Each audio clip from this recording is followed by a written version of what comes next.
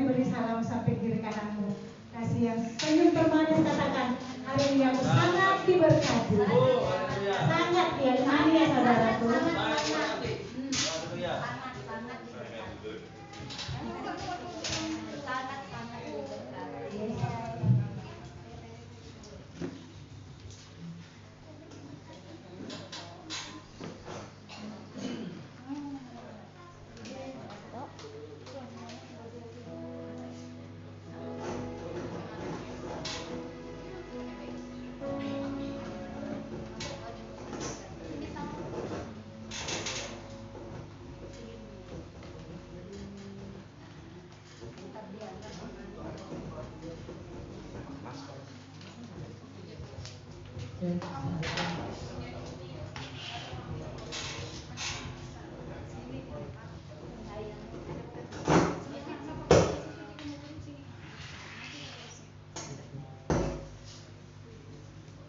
Baiklah, kalau sudah saudara dikasih salam kiri kanannya dan dikasih senyumnya semuanya.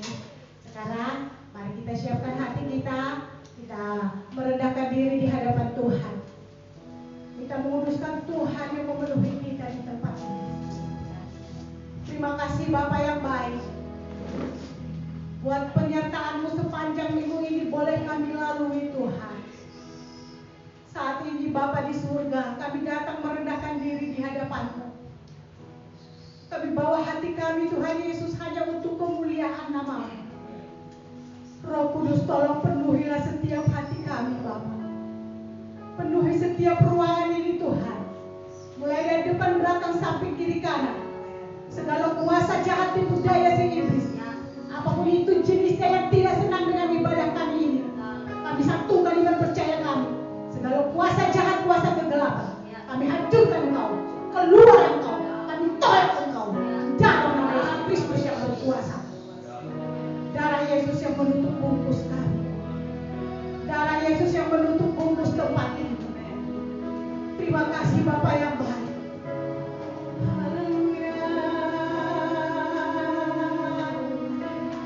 Terima kasih Tuhan.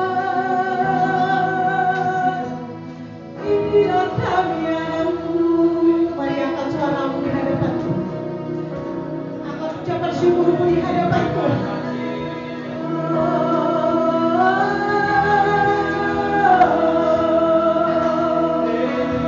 Bawa kami menikmati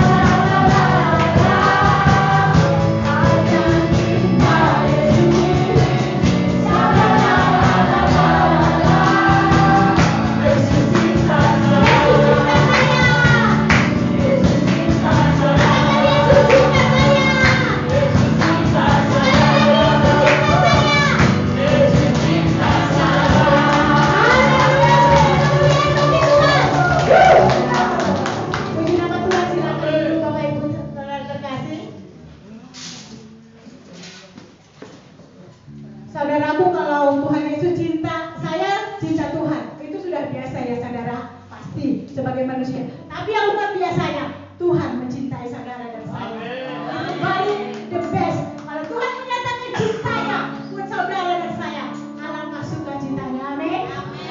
Puji nama Tuhan. Saat ini mari kita siapkan hati kita. Terima kasih Tuhan Yesus buat cintamu yang sungguh luar biasa indah bagi kami. Saat ini Tuhan, kami bawa hati kami. Kami buka hati kami Tuhan. Kami rindu akan kebenaran firman. Seperti rusa yang haus, yang selalu merindukan air. Begitulah jiwa kami Tuhan. Selalu merindukan Engkau. Terima kasih Bapa yang baik. Katakan di hadapan Tuhan. Seperti rusa yang haus, rindu aliran sungai. Terima kasih Bapa yang baik. Rusa yang haus, rindu aliran sungaimu.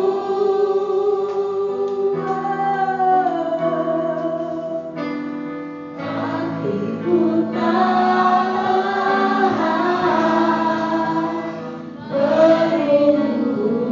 bagai tanah gersang.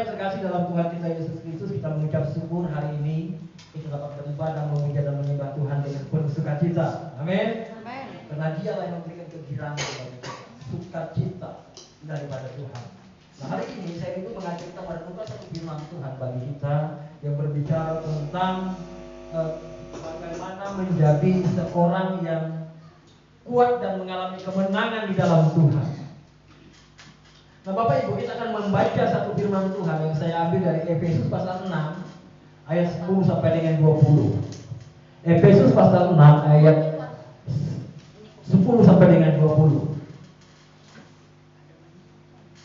Efesus pasal 6 ayat 10 sampai dengan 20. Kita akan bacakan dengan semangat Bapak Ibu. Karena mungkin kita tadi pagi belum sempat membaca firman Tuhan.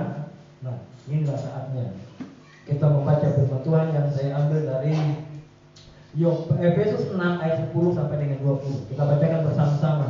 Demikian firman Tuhan. 3, 2, 1.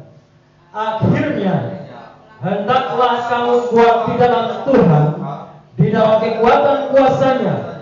Kenakanlah seluruh perlengkapan senjata Allah, supaya kamu dapat bertahan melawan tipu muslihat iblis. Karena perjuangan kita bukanlah melawan darah dan daging, tetapi melawan pemerintah-pemerintah, melawan penguasa-penguasa, melawan penghulu-penghulu dunia yang gelap ini, melawan roh-roh jahat di udara. Sebab itu, ambillah seluruh perlengkapan senjata Allah, supaya kamu dapat mengadakan perlawanan pada hari yang jahat itu, dan tetap berdiri sesudah kamu menyelesaikan segala sesuatu. Jadi, berdirilah tegak, berikat pinggangkan kebenaran, dan berbaju jilahkan keadilan. Kakimu berkasutkan kerelaan untuk memberitakan Injil damai sejahtera. Dalam segala keadaan, pergunakanlah perisai iman, sebab dengan perisai itu kamu akan dapat memadamkan semua panah api dari si jahat. Dan terimalah ketopong keselamatan dan pedang roh, yaitu firman Allah. Dalam segala doa dan permohonan, berdoalah setiap waktu di dalam roh, dan berjaga-jagalah di dalam doa itu dengan permohonan yang tidak putus-putusnya untuk segala orang kudus. Juga untuk aku, supaya padaku jika aku membuka mulutku dikaruniakan perkataan yang benar, agar dengan keberanian aku memberitakan rahasia Injil yang kulayani sebagai utusan yang dipenjarakan. Berdoalah supaya dengan keberanian aku menyatakannya sebagaimana seharusnya aku berbicara. Haleluya. Dengan judul hari ini khotbah, yaitu kemenangan rohani. Nah, Bapak Ibu Saudara yang terkasih dalam Tuhan kita Yesus Kristus, dunia ini adalah gelanggang peperangan. Nah, jadi dunia ini bukan suatu area yang netral atau area yang tidak bertuah. Dunia ini adalah gelanggang, arena peperangan. Oleh sebab itu, suka atau tidak suka, mau atau tidak mau, setiap kita menghadapi yang namanya peperangan. Nah, kalau orang-orang dunia ini, Bapak Ibu Saudara sekalian, maka dia akan otomatis terbawa, maka dia akan otomatis terhanyut oleh keadaan dunia ini. Karena Alkitab mencatat bahwa dunia ini ada di bawah kuasa si jahat. Nah, artinya orang yang ada dalam dunia ini, kalau dia tidak di dalam Tuhan, kalau dia tidak di dalam Kristus, maka dia akan terseret, maka dia akan terbawa, dan apa yang dilakukan sepertinya wajar-wajar saja. Nah, Bapak Ibu Saudara sekalian, dunia ini sekarang ini, kalau kita melihat ya, perceraian, perselingkuhan, ya, korupsi, ya, kejahatan-kejahatan dilakukan sepertinya lumrah saja. Lumrah, sepertinya biasa-biasa saja. Sepertinya itu diakui oleh dunia, biasa-biasa saja. Bahkan tidak sedikit orang Kristen juga punya pemikiran begitu.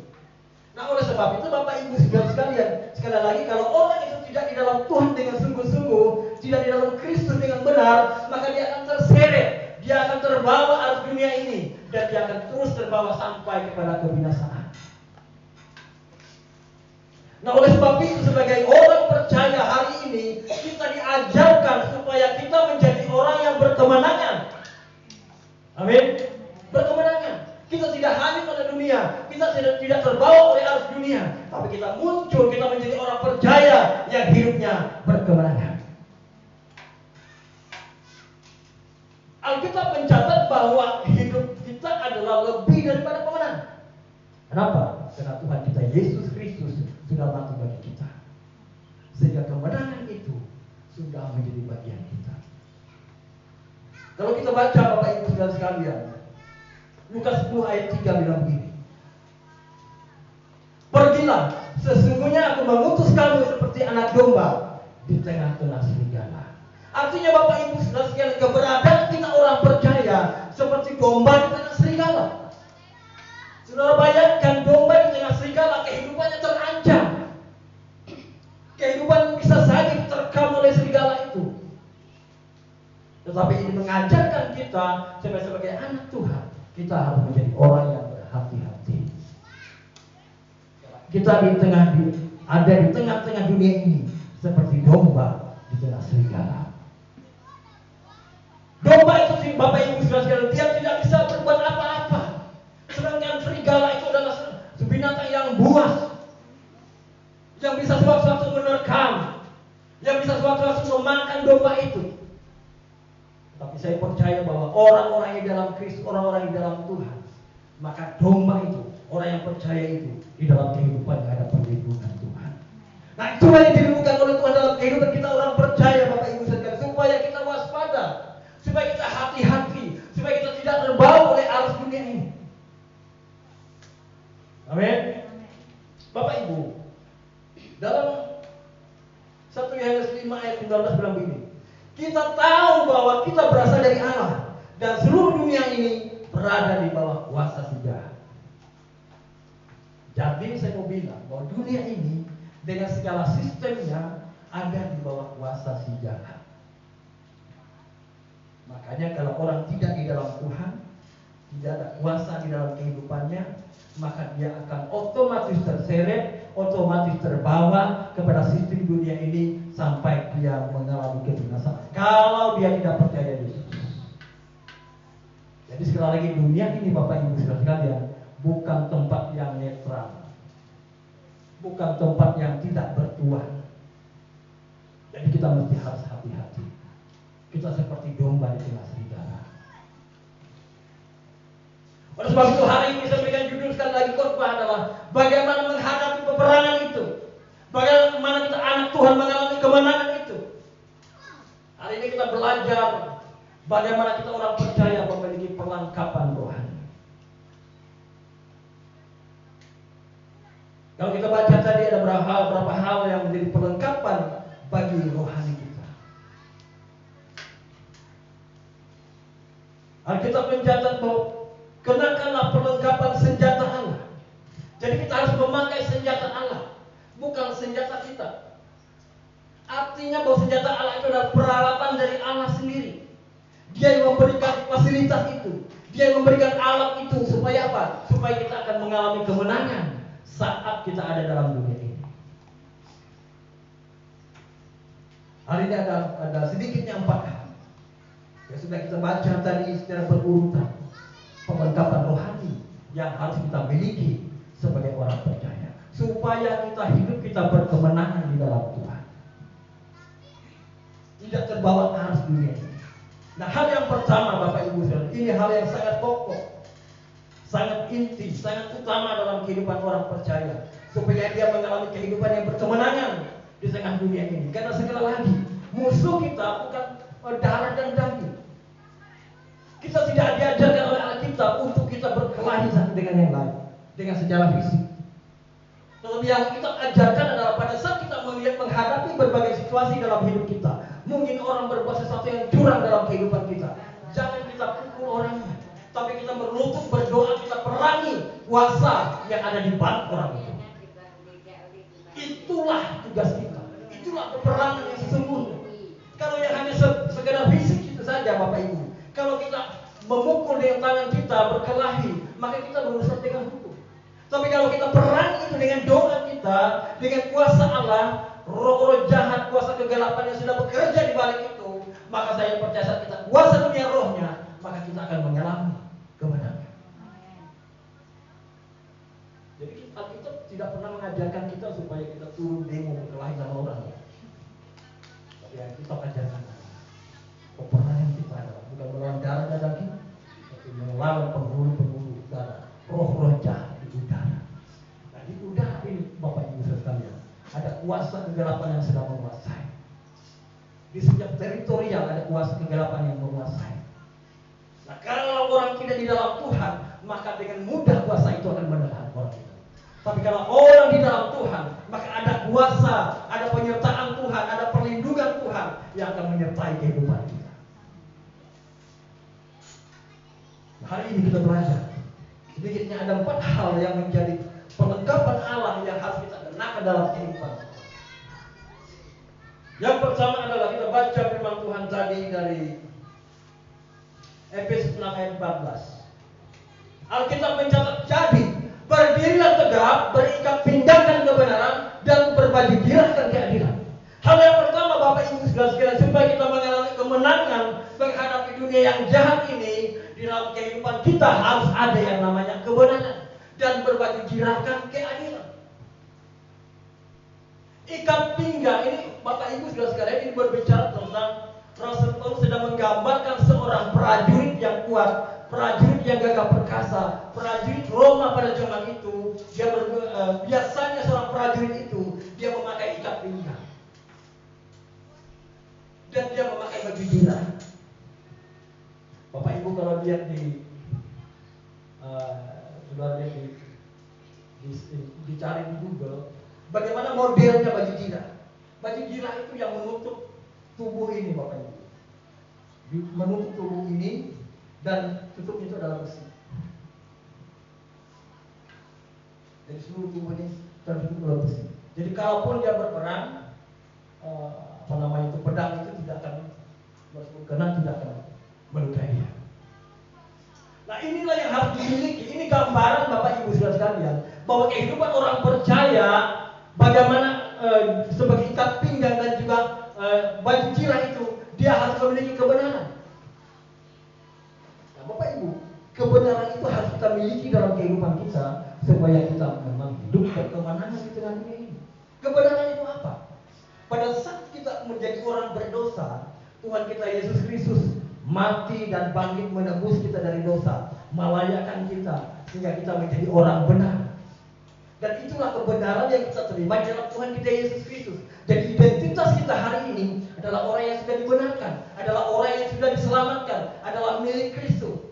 Ada kuasa dalam kehidupan kita. Karena kita mencatat barang siapa kepada Dia, percaya kepada Dia, maka diberikan kuasa menjadi anak-anak Allah. Artinya saudara dan saya, hidup kita ini kebenarannya adalah saya adalah anak Allah dan saya memiliki kuasa. Saya sudah diselamatkan oleh Tuhan Yesus Kristus, sudah menebus dosa saya. Dia sudah mati di kayu salib untuk menyelamatkan saya, untuk membayar dosa saya, sehingga saya diselamatkan. Itulah kebenaran yang ada dalam kehidupan kita orang percaya. Itulah kebenaran yang kita pegang teguh dalam kehidupan kita. Itulah kebenaran yang membedakan kita dengan orang yang agama lain. Karena orang lain tidak percaya akan keselamatan itu. Tapi saudara dan saya adalah orang yang sudah ditebus, orang yang sudah diselamatkan, orang yang sudah menerima anugerah dan kasih karunia keselamatan itu, dan itu kita pegang teguh dalam kehidupan kita, dan itulah kebenaran kita. Jadi pertama-tama supaya kita mengalami kemenangan dalam di tengah dunia ini yang penuh dengan kuasa kegelapan yang juga menghimpit manusia, adalah kita memiliki kebenaran itu. Saya sudah diselamatkan. Dalam hidupku ada kuasa Tuhan, ada otoritas Tuhan. Saat kita pegang teguh itu, kebenaran itu Bapak Ibu sekalian, itu yang membuat kita menjadi pribadi yang berkemenangan. Hanya orang yang hidup dalam kebenaran, hanya orang yang tinggal di dalam kebenaran, itulah sesungguhnya orang yang kuat Bapak Ibu. Orang yang kuat itu adalah orang yang tinggal dalam kebenaran, bukan orang yang ototnya besar, six-pack, bukan.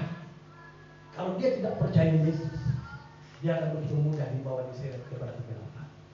Tapi orang benar, orang percaya, orang yang di dalam Kristus sesungguhnya itulah orang yang kuat. Itulah orang yang pahlawan, yang gagah dan perkasa. Jadi kalau kita mau hidup berkemenangan, jangan tinggalkan kebenaran. Jangan tinggalkan Yesus. Sekali Yesus tetap Yesus.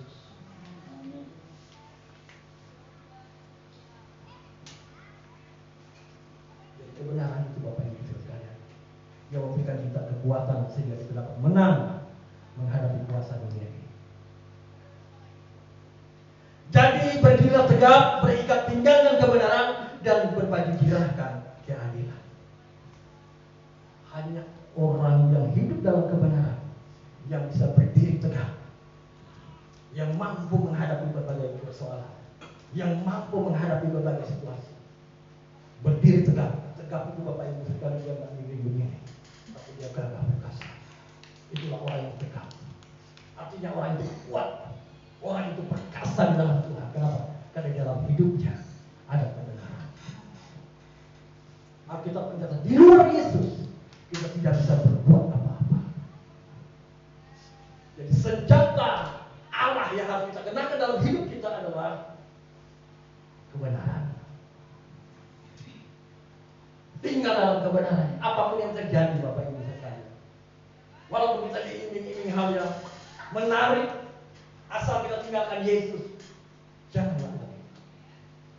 Apapun yang terjadi, sekala Yesus tetap Yesus, dan bila kebenaran itu tetap tinggal dalam hidup.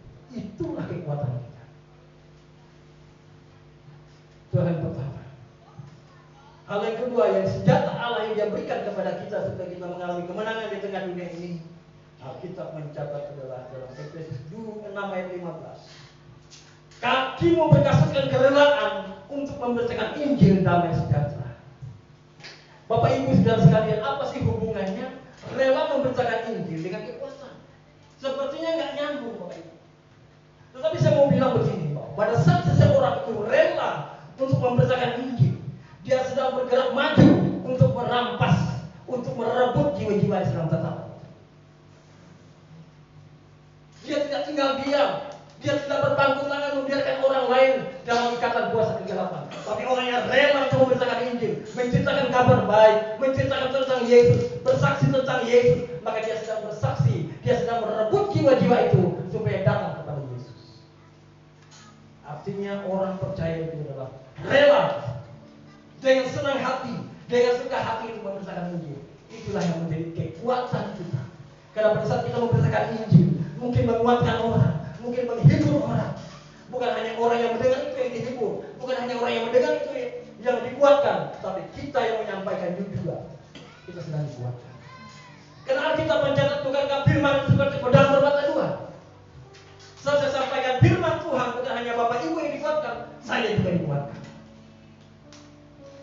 Oleh sebab itu Bapak Ibu saya bilang, senjata kita yang kedua adalah kerelaan untuk memberitakan Injil. Berkasutkan kerelaan. Rela kaki ini melangkah. Rela kita datang. Rela kita menelpon orang yang mau kita ajak kepada Tuhan. Rela kita ajak, ayo kita bersama-sama beribadah kepada Tuhan. Rela kita bawa, ayo kita sama-sama datang kepada Tuhan. Bukan terpaksa, tapi rela. Itulah orang yang sedang dalam peperangan dan merebut jiwa-jiwa. Dan itu kekuatan. Rela. Amin. Kakimu berkasutkan kerelaan untuk memberitakan Injil damai sejahtera. Jadi Bapak Ibu sekalian, kalau kita ambil bagian untuk memberitakan Injil, rela untuk bersaksi, maka saya katakan bahwa bukan hanya orang itu yang dikuatkan, tapi saudara yang sedang pergi dan menyampaikan itu juga dikuatkan oleh firman Tuhan yang saudara bawa itu, yang saudara katakan itu, yang saudara sampaikan itu. Dia diberkati, hidup kita diberkati, semakin kuat kita di dalam Tuhan. Oleh sebab itu kita mencatat sebagai perlengkapan senjata Allah adalah kita jangan berdiam diri, jangan berpangku tangan, tapi setiap kita harus bergerak melangkah untuk merebut jiwa-jiwa itu, rela untuk pergi memberitakan Injil. Itu yang kedua. Hal yang ketiga, Bapak Ibu sekalian, perlengkapan rohani yang harus kita kenakan dalam kehidupan kita sebagai orang percaya adalah dalam Efesus 6 ayat 16 bilang begini. Dalam segala keadaan pergunakanlah perisai iman, sebab dengan perisai itu kamu akan dapat memadamkan semua panah api dari senjata. Bapak Ibu saudara sekalian, situasi dunia ini bisa sekejap saja berubah. Bahkan suasana hati kita, mood kita bisa saja sekejap saja berubah. Kita mungkin sedang keluar ke depan sana dan ketemu orang lain dan dia mengatakan hal yang buruk tentang kita. Lalu bagaimana respon kita? Apakah respon kita ngamuk, balik? Ya tergantung. Nah oleh sebab itu saya mau bilang bahwa dalam kehidupan kita harus ada yang namanya perisai iman. Perisai itu bahasa Dayak talaman. Talaman. Jadi tidak ada di sini. Ada rasanya semua. Talaman itu ya di depan. penangisan, penangkis. Nah, orang berperang kalau tidak punya pahlawan, tidak punya penangkis, maka akan begitu mudah dia kena kepada serangan musuh. Oleh sebab itu ini gambaran bagi kita, bukan berarti kita sebagai orang Kristen lalu jalan-jalan bawa celanang, bukan. Nah, Bapak Ibu, masih dikira kita buku itu lewat 5. Tapi kalau kita berjalan dengan iman kita, maka kita percaya itulah kekuatan kita. Makanya dalam segala keadaan kata firman Tuhan, pergunakanlah perisai iman. Karena keadaan itu mudah saja berubah. Hari ini baik, besok belum tentu baik. Tapi bagaimana hati kita, iman kita itu tidak pernah menjadi goyah, tidak pernah menjadi terpengaruh oleh situasi dunia ini. Bapak Ibu, dari satu saya ingat, dan saya merenungkan firman Tuhan ini, saya teringat tentang Sadrak, Mesak, dan Abednego. Mereka adalah 3 orang yang tinggal dalam kerajaan Nebukadnezar. Nebukadnezar membuat suatu aturan. Barang siapa yang tidak menyembah patung yang kubuat ini, maka akan dimasukkan ke dalam perapian yang menyala-nyala. Nah, ketiga orang ini, Bapak Ibu saudara sekalian, mereka tinggal di kerajaan orang lain. Dia adalah orang asing di sana. Tentunya mereka bukan di tempat yang aman, mereka di tempat yang terancam. Tapi ketahui ya saudara, pada saat Nebukadnezar mengatakan itu, mereka tidak takut. Bahkan mereka ditangkap. Lalu mereka katakan, kalau Tuhan tidak menolong kami tidak apa-apa, tapi kami tidak mau menyembah berhala, menyembah patung yang raja buat. Artinya situasi itu tidak mempengaruhi mereka. Mereka tetap ada dalam stabilitas iman mereka, tidak terpengaruh oleh situasi. Nah, oleh sebab itu Bapak Ibu sekalian, kalau mereka tidak memiliki perisai yang namanya iman, maka mereka akan menyerah. Aduh ya udahlah, Pak Raja Nebukadnezar, ya adalah kami tunduklah kepada patungmu itu. Asal jangan membunuh kami ya, asal kami tetap hidup ya. Tidak Bapak Ibu. Mereka bertiga tidak melakukan itu. Mereka konsisten dengan iman dan pengharapan mereka. Dan Alkitab mencatat, apakah mereka lolos dari api itu? Tidak. Mereka dibawa masuk ke dalam perapian yang menyala-nyala itu. Bahkan orang lain menyaksikan, yang tadinya mereka bertiga, kok ada berempat?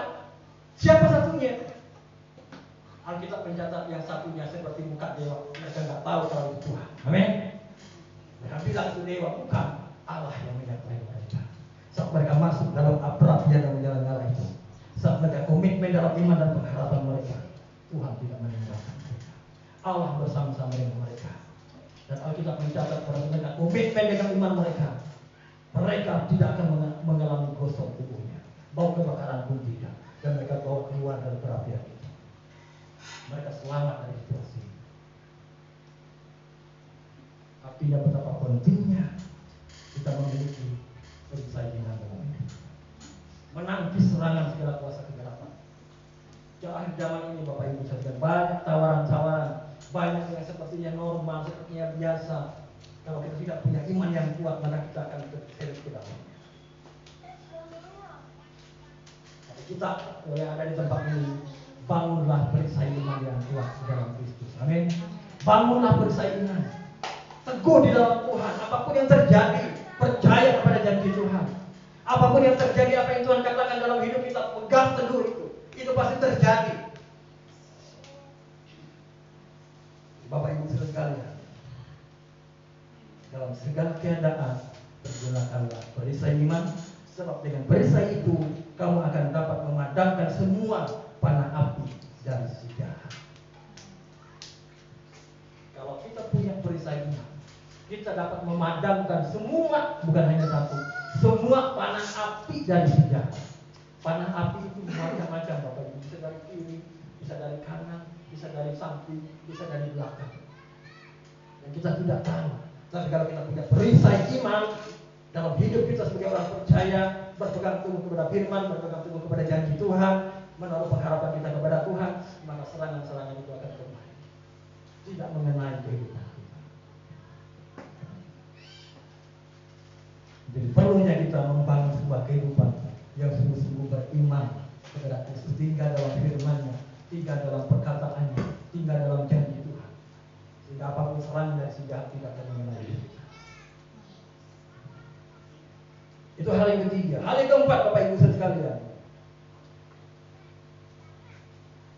Efesus 6 ayat 17.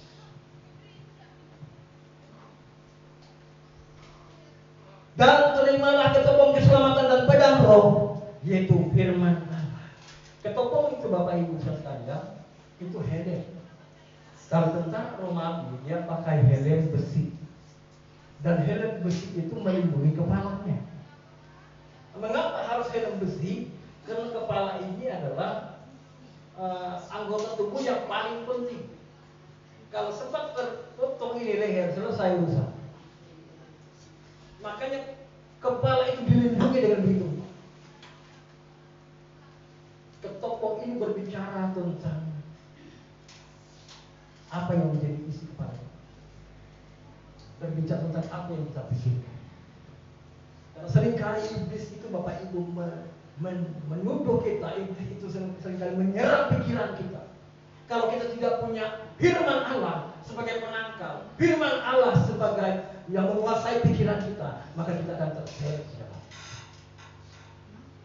Jadi bagaimana supaya pikiran kita terpelihara, bagaimana supaya pikiran kita terfokus kepada firman Tuhan.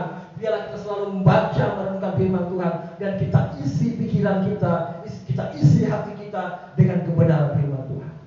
Sehingga kita tidak mudah pikiran kita dikacaukan, tidak mudah pikiran kita diombak-ambingkan. Dan biarlah pikiran kita dikuasai oleh kebenaran firman Tuhan. Perkatakan firman Tuhan. Iblis senantiasa menuduh, oh kamu itu tidak layak, kamu itu dosa, masa kamu lupa sama dosa sendiri. Dan kalau kita nggak punya firman, kita akan berkata, oh iya ya, bujur ya dikuatin. Akhirnya ngalah, mundur, memang aku ini tidak layak. Kalau bicara layak Bapak Ibu, saya lebih tidak layak. Gak ada yang layak semua kita di sini. Tetapi semua ketidaklayakan kita itu sudah Tuhan Yesus selesaikan di kayu salib. Untuk itulah dia mati di sana, supaya kita layak di hadapan Tuhan, supaya kita layak melayani Dia. Iblis bisa menawarkan sesuatu, menuduh kita, mengintimidasi kita, menyerang kita. Sehingga kita berpikir, oh, bujur dia dikuasai. Tetapi kita mengatakan ini bukan kebenaran. Tapi kalau di pikiran kita, di hati kita dipenuhi dengan kebenaran firman Tuhan, maka kita akan sangat mudah mengetahui. Kita dapat membedakan mana dari iblis, mana dari Tuhan.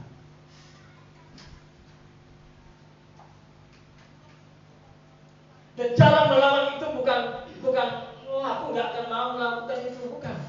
Tuhan Yesus sendiri pada saat iblis menawarkan, kalau kamu memang anak Allah, buatlah batu ini menjadi roti. Apakah sulit bagi Tuhan untuk membuat batu menjadi roti? Enggak sulit. Sekali bilang selesai itu batu menjadi roti. Tapi persoalannya iblis yang nyuruh. Makanya Tuhan Yesus tidak mau kalau iblis yang suruh.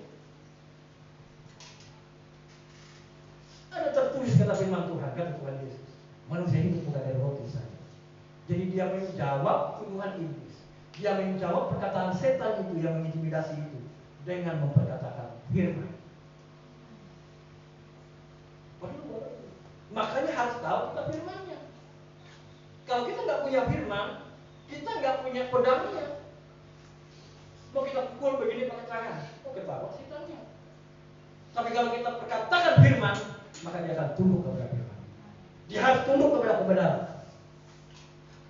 Makanya kita bicara, dan terimalah ketopong keselamatan dan pedang roh, yaitu firman Allah. Pedang kita adalah firman Allah.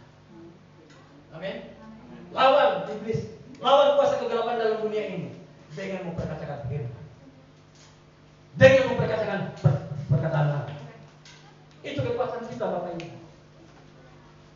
Bukan dengan kekuatan kita, bukan dengan fisik kita, bukan dengan kemampuan kita untuk melawan, atau kita dengan kuasa lain kita melawan. Ya. Kekuatan kita adalah memperkatakan firman Allah. Beberapa kali Tuhan Yesus diuji waktu dia dalam taman Getsemani. di padang gurun.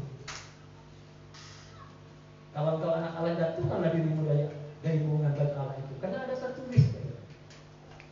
Dia akan mengatakan engkau di atas tangannya sehingga kakimu tidak terangkut kepada batu. Tuhan Yesus katakan jangan mencobai Tuhan Allah.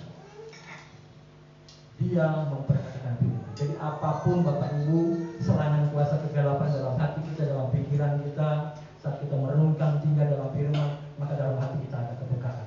Kita dapat membedakan, oh, ini bukan dari Tuhan. Pasti bukan dari Tuhan. Penting sekali. Ada firman Tuhan perkatakan firman Tuhan. Makanya Bapak Ibu sekali banyaklah membaca, merenungkan firman Tuhan. Biar firman itu tertanam, kita tahu, kita mengerti dalam hati kita, dalam pikiran kita, baca saja. Karena sama Tuhan itu saat ada sesuatu datang kepada kita, maka firman itu keluar. Otomatis menjawab, otomatis menangkal, otomatis melawan perkataan iblis.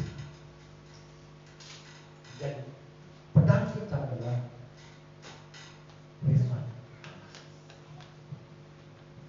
Nah, hal yang terakhir Bapak Ibu sekalian, pelengkapan Allah yang harus kita miliki dalam kehidupan kita sebagai orang percaya di tengah dunia ini adalah hal yang kelima, Efesus 6 ayat 18.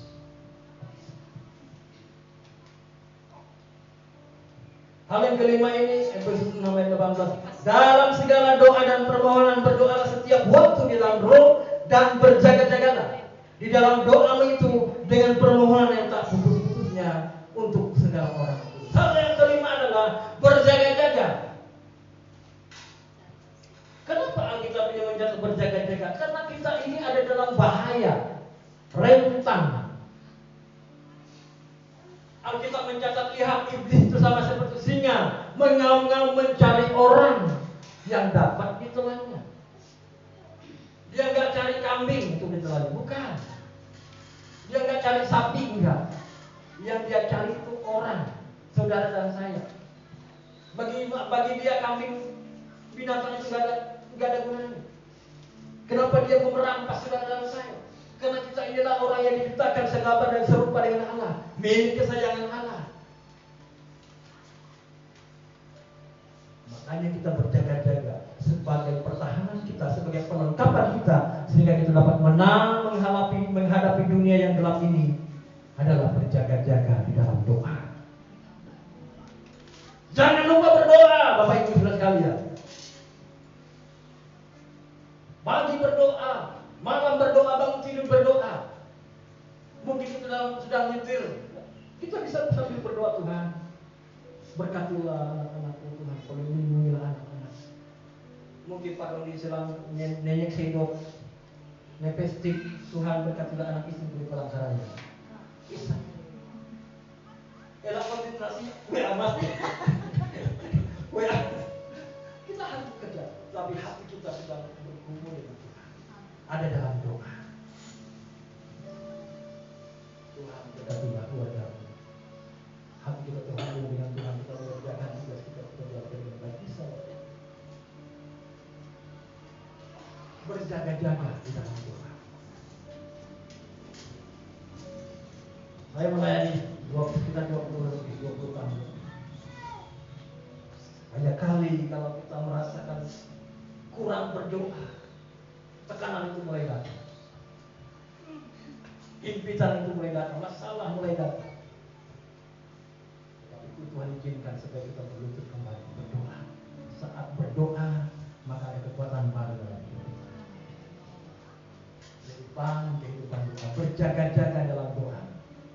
Doa istrimu, doakan suamimu, doakan anak-anakmu, doakan usahamu, doakan pekerjaanmu, doakan karyawanmu, doakan anak-anakmu, doakan masa depan anak-anakmu, doakan pelayanan, doakan hidup kita supaya kita tetap melangkah dalam rencana Tuhan. Ada semua dalam doa. Dalam segala doa dan permohonan berdoalah setiap waktu di dalam roh. Dan berjaga-jagalah di dalam doamu itu dengan permohonan yang tak putus-putusnya untuk segala orang. Tak putus-putusnya. Saya rasakan waktu masih kerja di perusahaan, saya sambil mikir, saya bisa sambil berdoa, saya bisa sambil menyembah Tuhan, saya bisa sambil berdoa Tuhan. Berdoa nggak cukup mata Bapak Ibu. Gimana pula kita saya nyetir sambil tutup mata. Selesai Pak. Tapi kita bisa Tuhan. Aku minta itu. Berkatilah pelayanannya Tuhan anak-anak. Berkatilah bisa Tuhan ingatkan seseorang berdoakan doakan. Jadi setiap waktu Bapak Ibu. Jadi nggak harus berlutut terus di dalam rumah itu sehari-hari nggak keluar dari ini. Kita atur waktu yang terbaik untuk berdoa. Amin. Jadi berjaga-jaga. Senjata yang Tuhan berikan bagi kita supaya kita mengalami kemenangan di tengah dunia yang jahat ini adalah sukalah berdoa, berjaga-jagalah dalam doa. Jangan lupakan doa. Doakan anak-anak, doakan usaha dan pekerjaan. Jadi jangan kita pikir, oh aman, enggak. Sekali lagi saya bilang, dunia ini bukan tempat yang tidak bertuhan. Kalau kita diam saja atau netral saja, itu sebetulnya itu sudah ditarik ke dalam dunia ini. Jadi enggak ada tempat yang netral dan tidak bertuhan. Saat kita lengah dan berdiam diri, pelan-pelan itu dibawa sudah sesuai dalam rencana dan kuasa Tuhan. Jadi tidak ada tempat yang netral dalam dunia ini. Kalau kita tidak di dalam Tuhan, otomatis terbawa dan terseret. Tapi kalau kita di dalam Tuhan, kita orang-orang yang mengalami kemenangan itu. Amin. Kalau kita di dalam Tuhan, kita akan mengalami kemenangan rohani itu. Hal yang pertama tadi apa? Adalah firman kebenaran itu. Hal yang pertama tadi kebenaran. Hal yang kedua berkasihkan kerelaan untuk memberitakan Injil. Hal yang ketiga adalah pergunakanlah perisai iman. Hal yang keempat, terimalah ketopong keselamatan daripada roh yaitu firman Allah. Dan hal yang kelima, berjaga-jaga di dalam doa. Itulah senjata yang Tuhan berikan bagi kita sebagai orang percaya sehingga kita mengalami hidup yang berkemenangan di tengah dunia ini. Amin. Saya bangkit berdiri.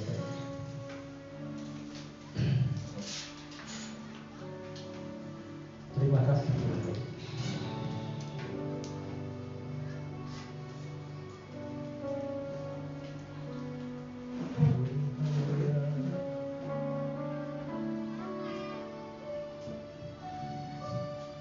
Bapak Ibu Saudara yang terkasih dalam Tuhan kita Yesus Kristus. Sekali lagi saya mengajak kita merenungkan firman Tuhan. Dunia ini bukan tempat yang netral. Dunia di tengah dunia ini bukan tempat yang tidak bertuhan. Karena Alkitab mencatat Tuhan Yesus Kristus sendiri berkata bahwa dunia ini ada dalam kuasa si jahat. Kalau kita tidak melawan, kalau kita tidak menyerah, maka kita akan diserang. Oleh sebab itu tidak ada pilihan bagi kita selain daripada kita bergerak melangkah dalam perlengkapan rohani yang sudah Tuhan sediakan bagi kita. Saya berdoa biarlah kebenaran itu menguasai hati dan pikiran. Karena tanpa kebenaran itu kita menjadi orang yang lemah. Kita menjadi orang yang tersesat. Tapi kebenaran itu sudah datang. Yesus Kristus sudah mati bagi kita. Dia membayar semua dosa dan pelanggaran kita, sehingga kita menjadi orang yang diselamatkan dan layak di hadapan Allah. Dan kebenaran itu harus kita tanam dalam hidup kita, dalam diri kita. Dan biarlah kita memiliki kerelaan untuk memberitakan Injil. Mengenakan ketopong keselamatan dan pedang roh. Dan berjaga-jaga di dalam doa kita. Amin. Terima kasih Aku punya Tuhan yang besar, yang tak berjanji dan sanggup menggenapi, mampu bersepakat percaya bersaja putih masa kemenangan. Sekali lagi katakan, aku punya Tuhan yang besar.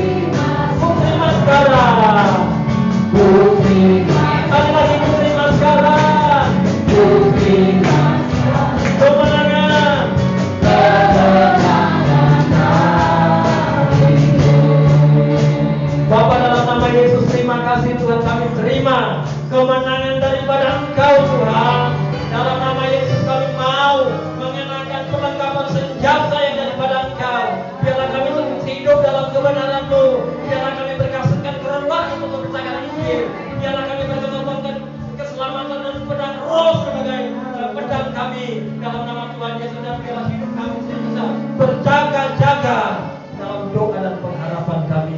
Terima kasih Tuhan, berkatilah semua jemaat-Mu. Dan kami berdoa, hamba berdoa untuk semua jemaat-Mu adalah jemaat yang mengalami hidup yang berkemenangan di tengah situasi dunia ini. Kami percaya firman-Mu berkata Engkau sudah memberikan kami kuasa sebagai anak-anak Allah. Dalam hidup kami ada kuasa Tuhan, ada otoritas Tuhan yang akan memberikan kami kemenangan. Terima kasih Tuhan Yesus, kami bersyukur untuk firman-Mu, dan pujilah Engkau Allah kami kekal selama-lamanya. Dalam nama Tuhan Yesus kami mengucap syukur, kami berdoa dan kami percaya. Sama-sama kita katakan amin. Kami silakan duduk. Tuhan Yesus memberkati.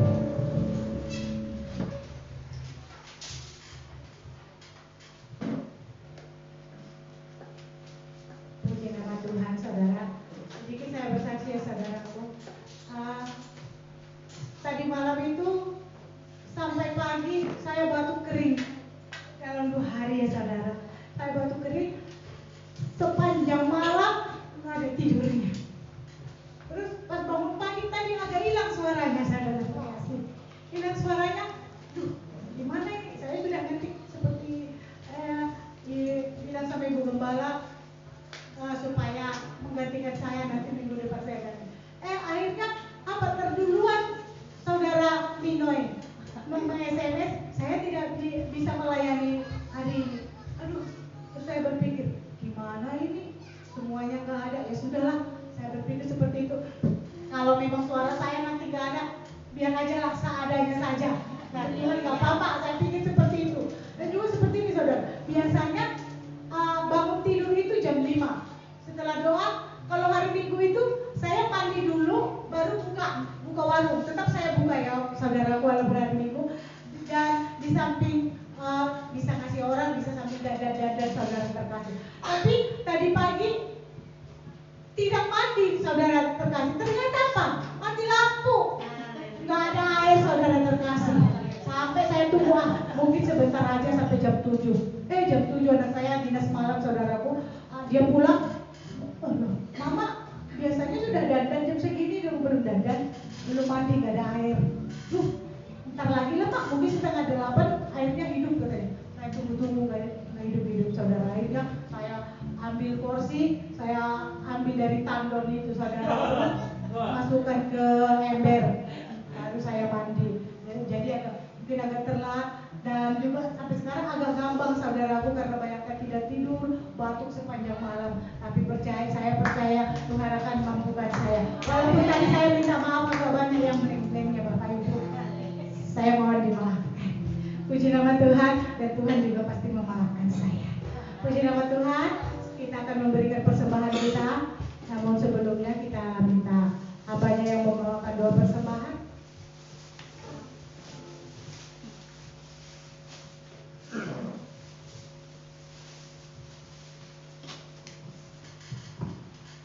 Mari kita berdoa. Tuhan, kami melupakan Kau dalam kehidupan kami Tuhan, sehingga kami juga lalai dalam kami menyenangkan Kau Tuhan, dan kami memuliakan Kau dalam kehidupan kami Tuhan. Kami tahu Engkau tidak pernah menyerah atas kehidupan Tuhan. Engkau selalu memegang kami sehingga kami kuat dalam segala kesukaan kami Tuhan. Kami bersyukur, dan sebentar kami akan memberikan sesuatu dari hasil kami Tuhan untuk pergerakan Injil. Biarlah kami dapat bijaksana, dapat dengan sebaik-baiknya Tuhan untuk memberikan hidup kami kepada sesama kami, supaya Injil-Mu diberitakan dengan kerelaan hati kami, sehingga gereja ini bertumbuh Tuhan sesuai dengan apa yang Kau mau Tuhan. Biarlah nama-Mu dimuliakan dan hati-Mu disenangkan Tuhan, atas kesenangan Tuhan. Dalam nama Yesus kami berdoa dengan bersyukur. Haleluya. Amin. Amin. Puji nama Tuhan. Kita akan berikan persembahan kita sebagai rasa ucapan syukur kita untuk pekerjaan Tuhan. Sambil kita angkat pujian kita katakan, bila roh Allah ada di dalamku, bukan menari seperti Daud menari. Haleluya.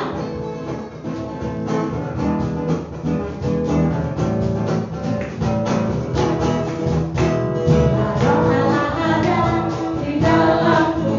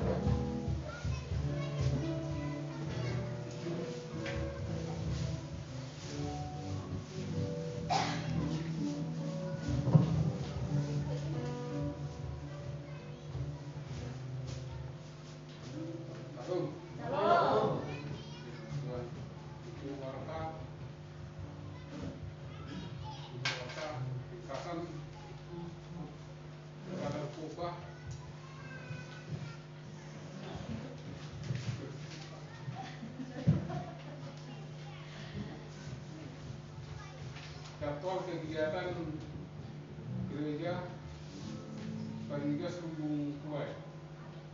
Untuk hari Selasa Menara 2, hari Rabu 2 puasa jam 18. Untuk hari Kamis Jumat kunjungan dan penginjilan. Hari Sabtu latihan untuk ibadah dan mingguan. Untuk kas keluaran tanggal 30 Oktober 2005, beli pulsa listrik 100, untuk beli meja tamu satu pieces 100, totalnya yang besar 203.000. Untuk jumlah kolektif ibadah raya untuk tanggal 5 Oktober 2025, kolektif kantor pertama 110, kolektif 2, kas rumah tangga 66.000. Jumlah kolektif 2 puasa hari Rabu tanggal 8 Oktober 2005, kantong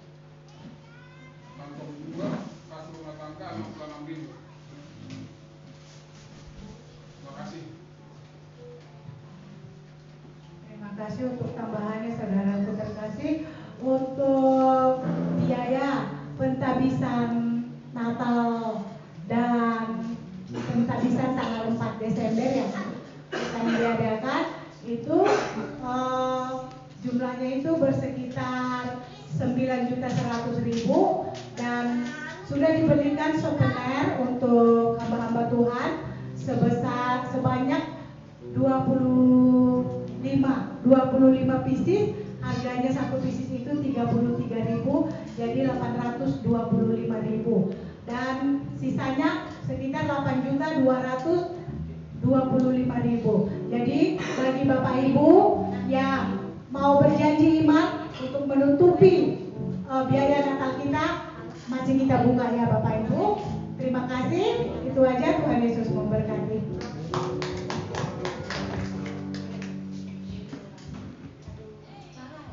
Nyanyikan tadi, tidak olahraga, nggak nyampe.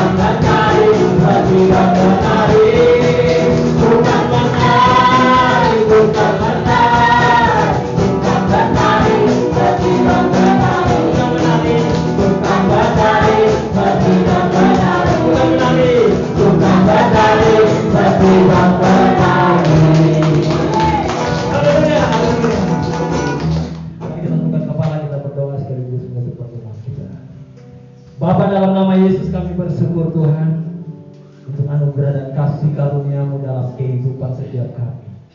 Kami berdoa Tuhan memberkati semua jemaat-Mu Tuhan dalam setiap usaha dan jalan kami, dalam anak-anak dan rumah tangga kami, masa depan anak-anak kami, studi anak-anak kami diberkati oleh Tuhan.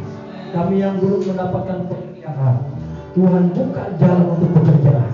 Kami yang dalam usaha dan bisnis diberkati oleh Tuhan dengan berlimpah. Kami tolak segala bentuk kuasa kegelapan roh jahat iblis setan yang mencoba mencuri, yang membuat kerugian, yang membuat bangkrut. Segala kuasa itu kami tolak, patahkan, hancurkan segala kuasanya di dalam nama Yesus. Apa yang dikerjakan berhasil, Apa yang dikerjakan menjadi berhasil di dalam nama Yesus. Baik itu usaha swasta, pegawai negeri, kerja emas, berjualan, dagang, apapun yang sedang dikerjakan, semua diberkati dalam nama Yesus. Terima kasih Tuhan. Kami mengucap syukur. Kami juga berdoa, berkatilah tempat ini Tuhan. Berkatilah saudara kami Bapak Kardinal Tarung yang sudah memberikan tempat bagi kami. Berkatilah hamba-Mu, berkati keluarga rumah tangga, istri, anak, cucu, menantu. Semua diberkati oleh Tuhan dengan damai dan sejahtera dari Bapa. Kami berdoa untuk tanah yang sudah kami beli, kami bawa ke dalam tangan Tuhan supaya kami boleh membangun gereja di atas. Jika jalan bagi kami percaya tangan Tuhan sanggup melakukan segala perkara. Apa yang tidak ada menjadi ada, apa yang tidak mungkin menjadi mungkin. Kami percaya dan kami pegang teguh janji Tuhan. Karena sampai hari ini Tuhan menolong, sampai hari ini kami melihat mujizat Tuhan. Besok dan seterusnya kami akan melihat mujizat demi mujizat yang besar terjadi gereja-Mu di tempat ini. Dalam nama Yesus, dalam nama Yesus, berkatilah Tuhan gereja-Mu. Pakailah kami semua menuai jiwa-jiwa di kota Palangkaraya, Kalimantan Tengah. Karena kami percaya firman-Mu berkata di atas batu karang ini, aku akan mendirikan jemaatku dan alam maut tidak menguasai. Kami percaya Bapa dalam nama Yesus, gereja ini adalah terang Engkau. Dan kami percaya gereja ini akan membawa dampak yang besar bagi kerajaan surga. Dalam nama Yesus berkatilah Tuhan. Pakailah semua kami, pada semua generasi muda. Kami berdoa Tuhan memberkati generasi, supaya generasi ini terus bergerak dan jangkau jiwa-jiwa, pemuda, remaja sampai anak-anak. Kami percaya Tuhan benar. Tuhan pakai pelayanan ini untuk menjadi berkat. Terima kasih Tuhan, kami bersyukur. Terima kasih untuk semuanya Tuhan. Bahkan untuk kehidupan kami, pekerjaan kami, langkah kami, pelayanan di sepanjang minggu ini, semua diberkati oleh Tuhan. Kami berdoa memberkati jalan banteng ini Tuhan. Seputaran jalan banteng Hiul Putih sampai sekelilingnya Tuhan, semua diberkati Tuhan. Terima kasih Bapak tersuci dan kau Allah kami berdoa. Bapak Ibu, mari kita angkat tangan kita.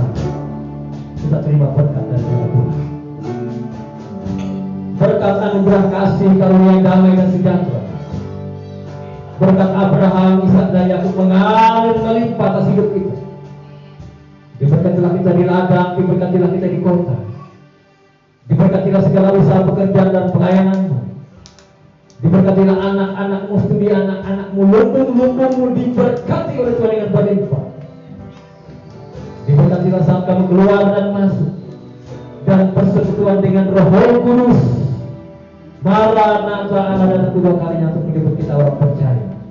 Di dalam nama Bapa, Anaknya Yesus Kristus dan Roh Kudus, kami berdoa, kami percaya dan kami mengucap syukur. Haleluya. Bapa, terima kasih.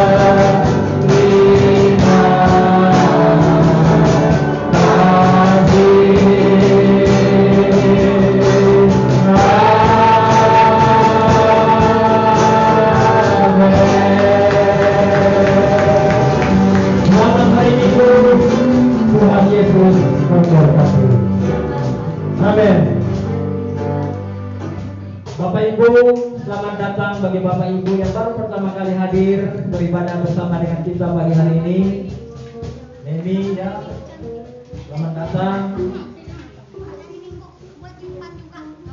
Bapak juga